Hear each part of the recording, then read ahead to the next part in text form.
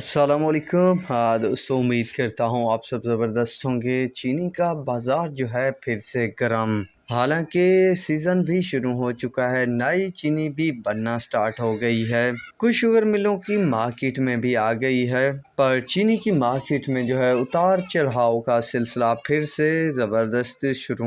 गुज़िश्ता 2-3 दिन के अंदर 4 से 450 रुपये तक की तेज़ी बन चुकी है फॉरवर्डिंग में। फ़िलहाल करंट पोजीशन के तहत जो रेट है JDW का 11,890 रुपये। फुल जनवरी जो है यूनाइटेड जो है 11,880, इत्तेहाद 11,915 घोट की, 11,850 डर की, 11,875 KT, 11,810 रानीपुर, 11,875 अलाहाबाद, 11,920 बाहलवाल, 12,370 फातमा, 12,060 अरेबिया, 12,330 कमालिया, 12,110 सूरज, 12,210 सलवाने वाली, 12,300 सेवन स्टार, 12,250 शाहताज, 12,800 बांदी, 11,900 मिठियारी, 11,900 थपाकर, 11,940 रुपये तक रेट बने हुए। बांधी, मटियारी और थरपारकर जो है इनकी न्यू चीनी है जो मार्केट में इस रेट पर सेल हो रही है।